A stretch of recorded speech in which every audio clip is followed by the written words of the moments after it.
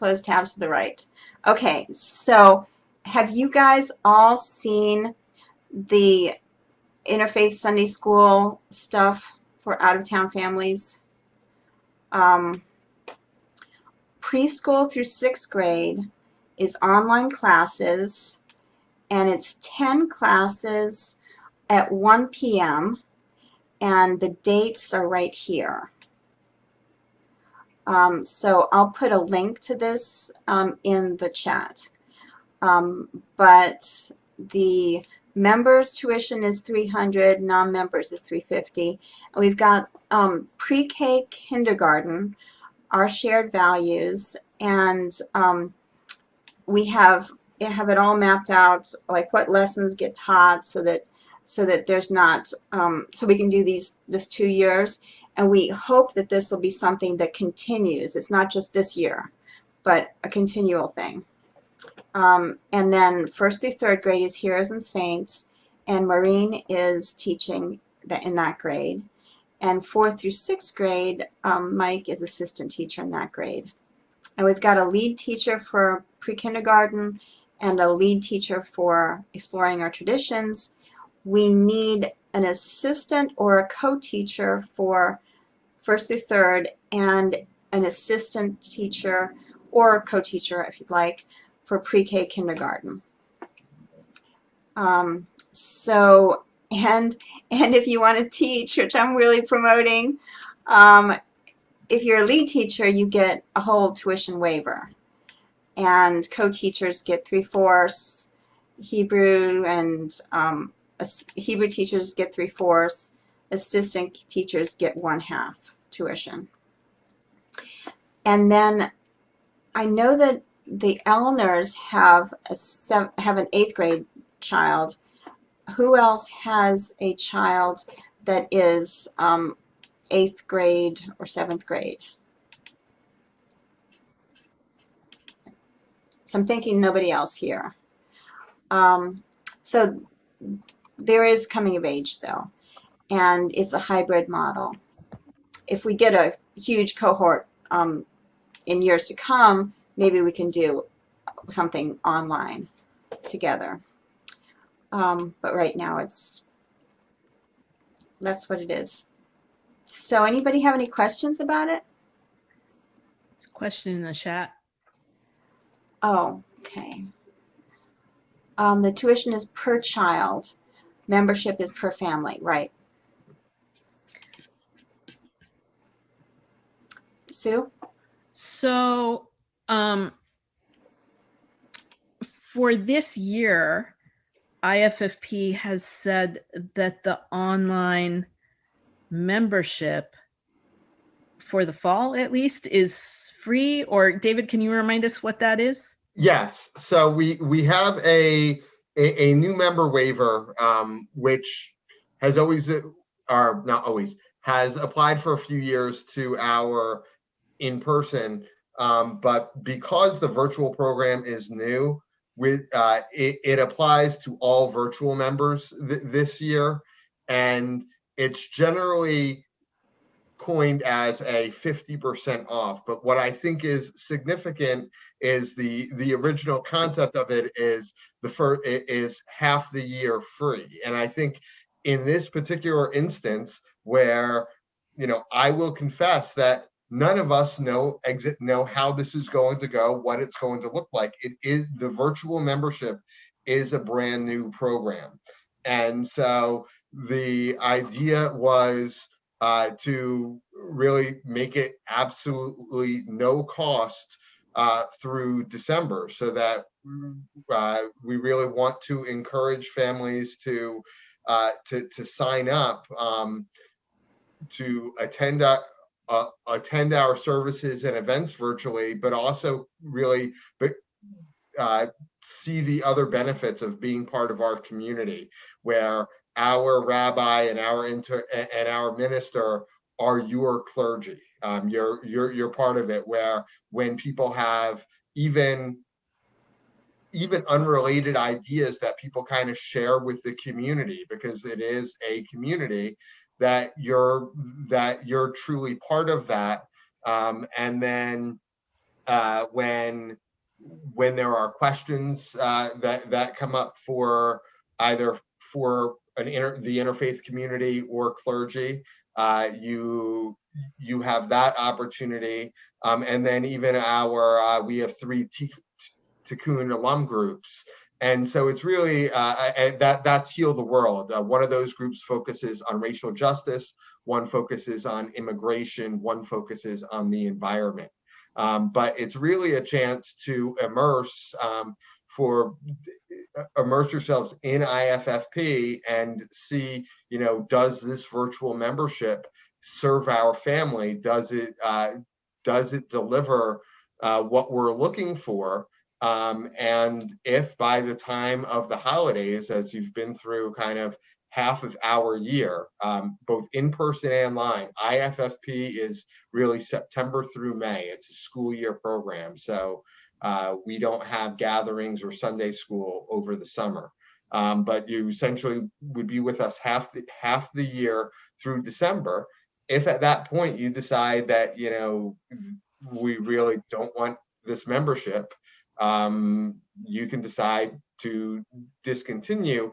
And if not, you would pay our virtual member dues, which are discounted to begin with, just half that amount for the second. Essentially, you would pay that for the second half of the year. And on the bulletin that's been provided, and I'll fish out that link and put it in the chart. It has that discounted. You can share it if you want to. So I was just, the point I was trying to make was, if the membership is free in the fall and you have, say, 1 child and you want to enroll them and it was like $300, or if you teach, you get a $300 rebate. So it would be a wash. So it would be free, but you'd be doing the work of being a teacher, right? For 1 child. Mm-hmm. And we really need teachers. Yeah. And we only need 2 assistant teachers. One or 2 could be co-teachers if you'd like to. Yeah.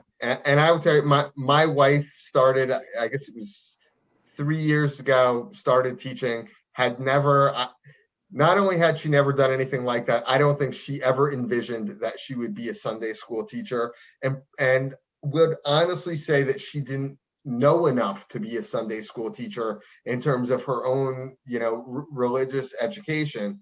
But she has found it to be an incredible experience. The curriculum materials are given to you such that, it's not something where you need to put in hours of research to learn the content. Every kid who's in that class is in the same boat as your own kids in terms of that interfaith background.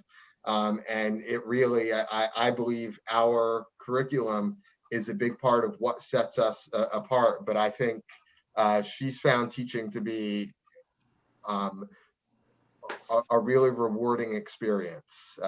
And I think that's true for a lot of our IFFP teachers. And we have teacher training too. So there's a question about Hebrew. Well, we have some Hebrew. I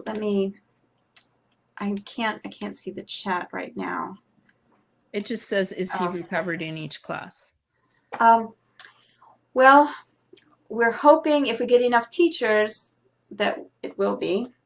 But in pre-K, we've had Hebrew singing and like the Aleph Bet song. And if we can get, like, say that you know Hebrew and you want to be the rotating Hebrew teacher, we've got an opening for that too. And Mike is willing to do that. But Mike, you'd rather be an assistant in the 4th through 6th grade? Is that right? I think we left it, Beth. I'd rather do whatever you need me to do. Thank you. Thanks. That's safest. Right. I'm sharing the document that I just shared with you guys earlier too. But maybe a point on Hebrew, and you might be getting there, was even if you didn't get, I thought, a virtual Hebrew teacher per se, and maybe it wasn't all grades, I thought the current Hebrew teacher was willing, I thought, including people on, I don't know if it was Tuesday or Wednesday nights in his virtual Hebrew. Right. And that's, maybe or more on that. that's kind of, maybe he'd go for third, but I think like fourth grade and up would be good for that. But we do have Hebrew usually at IFFP, and we'd love to have that in the virtual Sunday school if we can find enough teachers. Sue? This may be outdated, but when my kids went through like basic Hebrew letters and, you know, pronunciations and stuff was integrated in the early grades. Is that not part of it? It's done through a separate teacher now, even in like pre-K 1. Sorry. Yeah. It's just spam. It's always spam. So, or I just hung up on my mother-in-law or something. I don't know. But no, we've got some of it a little bit integrated, but we do, the Hebrew teachers, they rotate in the classrooms. So we would like to have a Hebrew teacher that would rotate in 10 minutes in the pre-K, 10 minutes in the first through third, and 10 minutes in the fourth through sixth. And in the COA, in seventh and eighth grades, we don't have Hebrew. Usually they're getting ready for bar or bat mitzvah if they're going to do that. And so then they get their own private Hebrew tutors. And we've got people we can recommend to you if you are looking for that. And Pam, did you have a question too?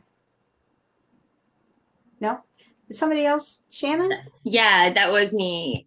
So I'm just curious if I haven't seen any option for, and I could have just missed it, but is there an option, or have you all considered selling the curriculum? Like for those of us that, you know, I think someone earlier worded it so well, you know, different points in time, in different areas, you can build some community, and, you know, different pieces of that curriculum would be, and I know David, when you were talking about getting so much out of teaching, I know Pam and I and Jay and Mike, we got so much out of teaching our kids over the past year. And that would be the model that we're looking to grow here in, you know, Annapolis. So is that something that you are all considering?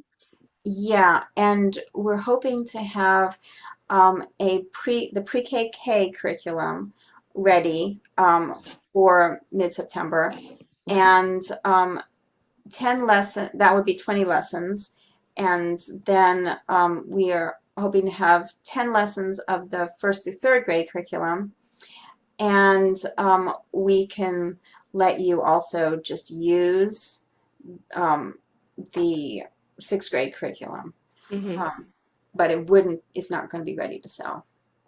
Okay. Yeah. Oh, and Lisa is coming too. That's awesome. That's great news. Yeah. Sarah? I had another question. So we were sort of part of the classes last year, my two older ones, and for various reasons, they both sort of lost interest. And I think the older one was zoomed out because he was virtual learning, and the younger one is just such an extrovert. He really struggles to connect with anything in a Zoom format. And when I talked with both of them, but especially the older one, sort of towards the end of when they were willing to even try to log in, they said, well, we just don't want to, we want to talk to them. Like, I want to talk to them. And I think what was missing was this sort of feeling like they had any connection at all to these kids on the other end of the screen. So, and I think some of that was hard because it felt like all of the other families, like they knew each other. And so they were engaging with each other in ways that my child wasn't, because he's not there, right? He hasn't been part of the in-person services. So I'm wondering if you all have thought about a social component, or if there's any plans to include kind of a community building on the virtual side for the kids. We're open for ideas. What are you thinking? I mean, honestly, an open mic, I think, would help at some point. You know, not unfortunately, my oldest is dyslexic, and so even texting or emailing or writing is really not an option for him, which makes some of these things more difficult too. But just Yeah. any kind of like just time to be kids at each other instead of trying to do a lesson or answer questions, I think would be helpful. Yeah. I think I was gonna say one thing, at least from the discussions I was in, from the benefit of the virtual only, you might see a little bit of a difference here, Sarah, just in that all the kids, I mean, maybe outside of, hey, there's 2 kids from Philly or 2 kids from Annapolis who might know each other, all the kids are effectively have never been in a class together, right? So they'll all be, I mean, we thought they might kind of have a better connection because of that with each other, because none of them would be DC based. Yeah. You know, DC family who decides they're not comfortable going in person for whatever reason and chooses to do this. But I think the idea was it'd be kids from all over the country who had no physical connection. Right. So maybe that helps.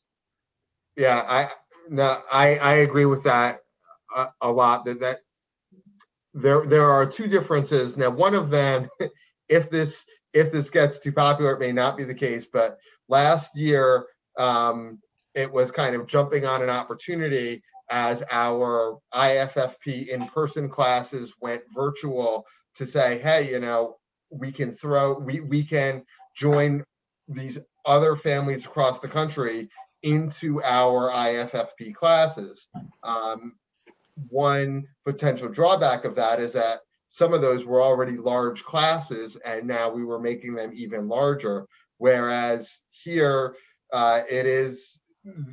this is a program that is only for the out-of-area families. And so, like Mike just said, everyone will be in that boat. But I also expect that the classes will be significantly smaller, even though they're covering more grades. Unless the impact of this is overwhelming, it's hard to foresee where we end up. But even in terms of lumping 3 grades together, a lot of that was just based on the fact that we knew our expected the numbers weren't going to be that big. So if there's 6 or 7 kids, or even 5 or 6 kids in a class, and they're all virtual, I think that the interaction between them could be quite different. And then there's another piece that can come from how we communicate to the teachers in terms of encouraging the greater interaction. In person, historically, there are periods in our IFFP day where the kids kind of get to just hang out. And then when they enter the classroom setting, that's a little bit more of, serious time. But when the only time they have together is online, it is, I think, important that they have kind of, time to, joke around, catch up, just be kids online talking to each other. Also likely better options for interaction within the class. But I think that those 2 differences should help. And then the one other thing I'll add, because the zoomed out is something I think every parent of school-aged kids has had to deal with over the past year and a half. And I think that's one of the benefits of consolidating this to 10 classes. So it's not every single week, and it doesn't become kind of a dreaded part of the routine, but is just frequent enough that they can really kind of really learn and get something out of it without it taking up too much online time. But connecting the kids with each other will definitely be part of the teacher training. And and I will add, since the conversation about the virtual membership goes so well with the religious education, we're looking at that for the adults as well with virtual membership, that we envision, taking while part of the idea is putting the virtual members everywhere into our greater IFFP community. There's also this concept of having, sessions where we foster interactions among just those virtual members and let those families really kind of be their own sub-community within IFFP. And I will say that is more with the adults in mind, but it kind of that same concept of interactions. Mhm. And we also want to be really supportive of you guys starting your groups and where you are too, and however we can support in that.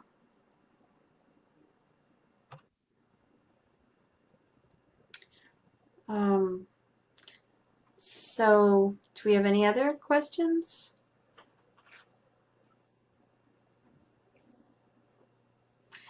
Dave, you want to talk a little bit about just the philosophy of being both?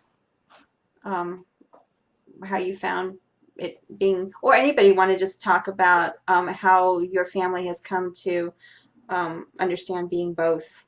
Yeah, I'm happy to kick that off. And one of the things I recognized is I am so used to, as treasurer, dealing with IFFP families that, you know, one of the kind of the magical things of joining IFFP is that it kind of puts you just past that point of deciding that, okay, we're going to do this. We're going to embrace the concept of both. And you know, IFFP is in some respects an answer to how we do that, but at the same time, you have to have already made a pretty significant decision in order to get to IFFP. And I think, you know, it's that same decision to getting in a conversation like this, because it is a value of realizing that, you know,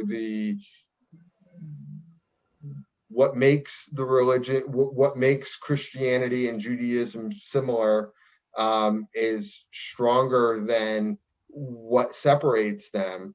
And then, you know, when you've chosen to marry someone who's of a different faith and having kids, it is this decision of, you know, we're not choosing your religion, we're not choosing my religion, and most importantly, we're not choosing no religion. It really is adhering to both.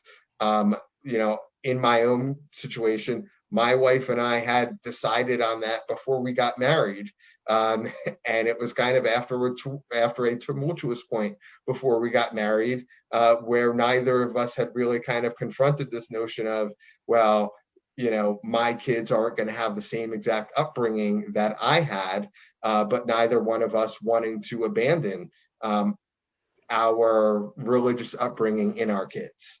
And, you know, when they were young, that meant celebrating, you know, the Jewish high holidays and Christmas and Easter and Hanukkah and Passover, and, you know, just more traditions. As they got closer to school age and started answering questions, was a point. Give my wife was the one who found IFFP, and you know, we went to an open house, and we had been to places, we had been to some synagogues and churches where they said that they would accept us.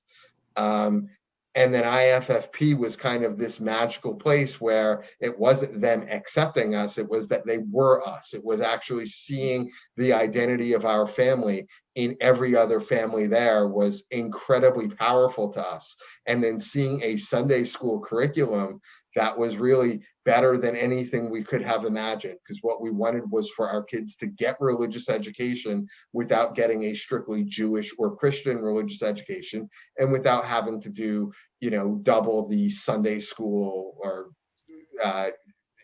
Hebrew school, like.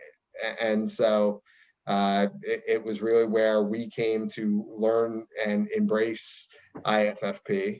And, you know, everyone's story is unique, but I think that our story is certainly similar to a lot of other families that are currently part of IFFP.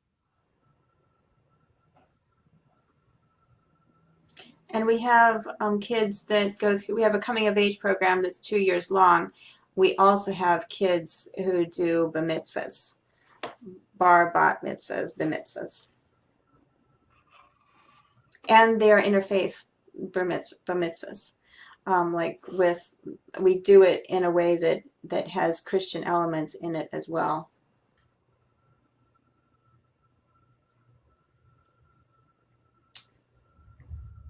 Anybody have, Sue? Well, I would just say that's up to the family. I mean, there are families. Yeah. Yes. The mitzvah is not part of the IFFP program. It's something a family chooses to do. So they may involve more or less of the Christian elements in that, or none. Yeah, good point.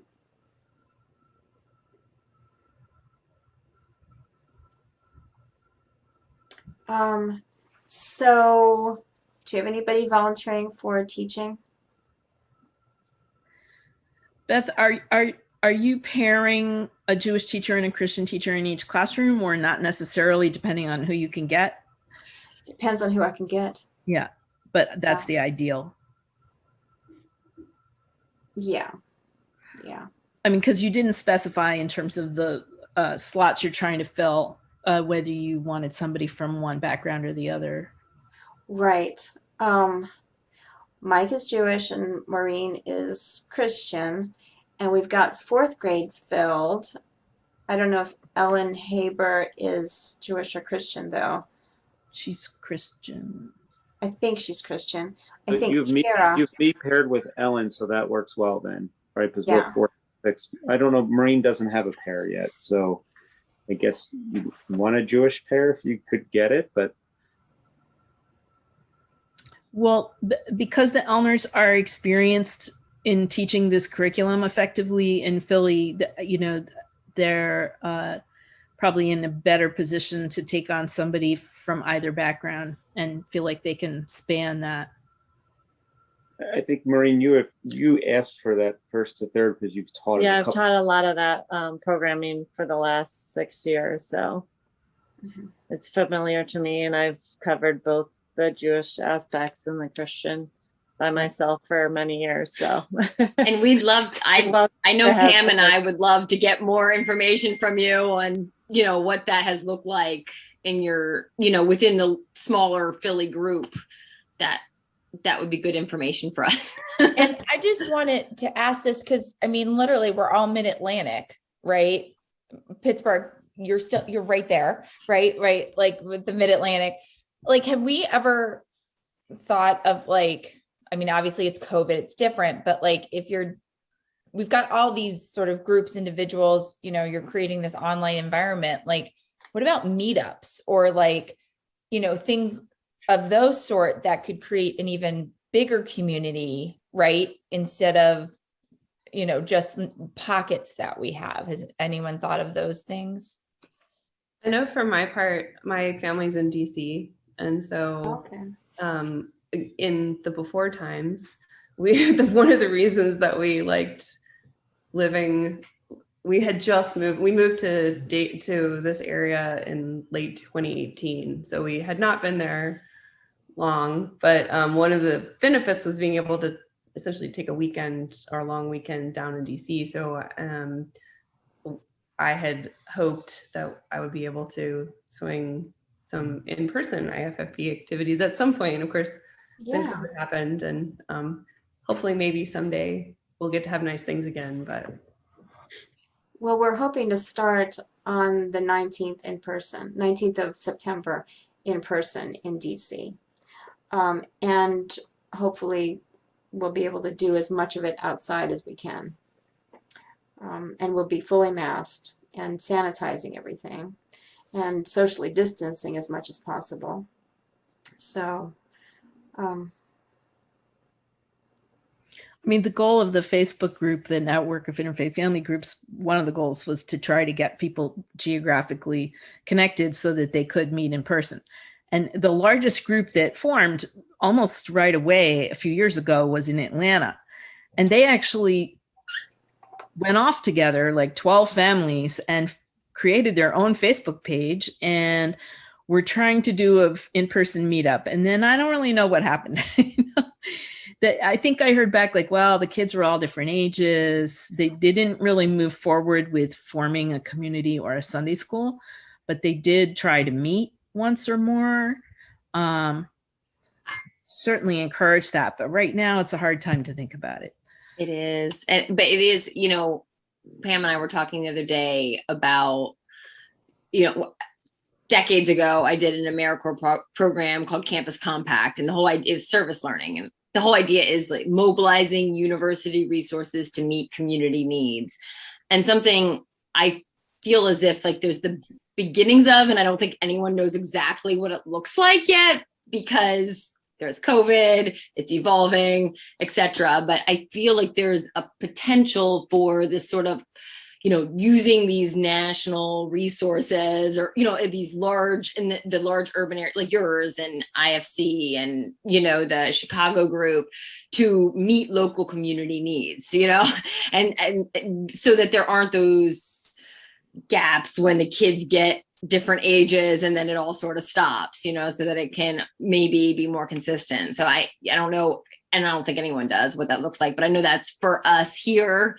That's something as we are building this that we're looking to do is how can we, use these resources, to hopefully keep this going without, it falling off when kids get a certain age or what have you. Mm-hmm.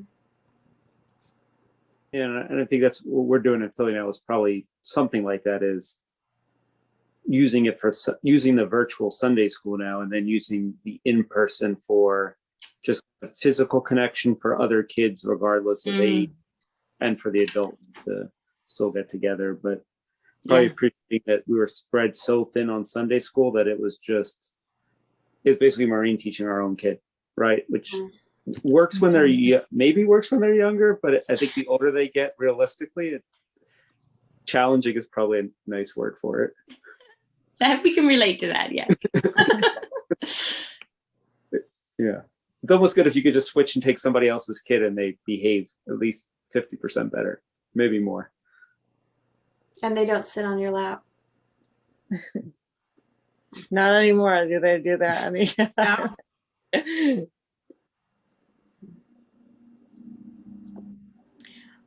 Okay, so I guess in the chat you see the two links, and one is to the virtual membership, which has a link. Let's see. Yeah, okay. The first one's to the virtual membership, and then the second one second one's to the virtual membership, and the first one is to the online Sunday school. And at the bottom of the online Sunday school, there's a link to sign up. So I'll copy the link and I'll put it in the Zoom place. And so we'd love to have you guys join, and we'd love to help you all with curriculum, IFFP Annapolis folks, or if you guys want to join our Sunday school until you get cohorts, we want to just be helpful in whatever way we can. So to that end, with the buying of the curriculum, you mentioned mid-September. I mean, should I just follow up with you offline to get information on? Yeah. I mean, there was a great synergy of originally, thinking about having a curriculum ready for purchase or rental or whatever, and then wanting to have online classes. In both cases, it means you have to get the curriculum ready for, a public template. It's basically, I don't know how different it even is, but that's the expert on that. I'm the expert that I'm working a lot of hours right now, and I'm going to work less during the school year. And the teachers will take over. I guess so, yeah. Beth, can you share with us what the numbers look like so far in the classes? I know it was mentioned, I think we're hoping to get like 5 or 6, right, students per class. I just didn't know if you had, what the sign up has looked like at this point in time. I can look that up.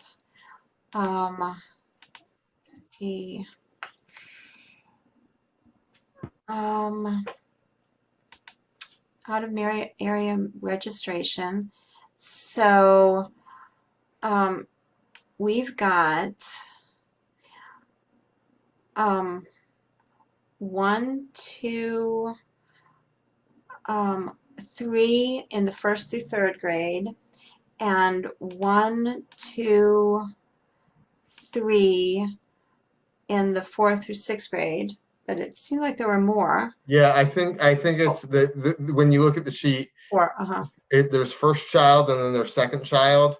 I think when they're added together, I think the 4th through 6th, I think was up to 5, and the 1st through 3rd, I think was 4. And then the pre-K and K, the last I saw, there was just 1 sign up so far on that class. Yeah. But I only see 4 in the 4th through 6th grade right now. Today was the first time that I heard that it was going to be at 1 o'clock on Sunday. I don't know when that decision was made. So I think that some people are not going to sign up unless they know what time it is. Right. So now that has been decided, I think you have to blast that out so that people know. And you all understand it's in the afternoon, partly because there were people on the West Coast who were disappointed that they couldn't participate this year in the IFFP classes because it was too early for them. So having it at 1 means, West Coast can participate. So I hope that they do.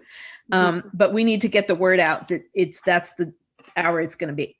Yeah.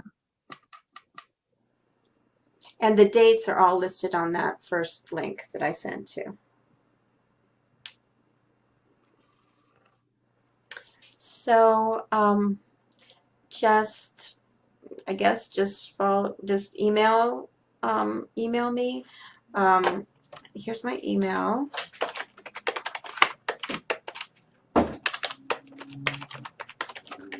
And Dave's email is IFFP treasurer.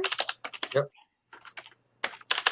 Treasurer at IFFP.net. No, that's at Gmail. Gmail.com.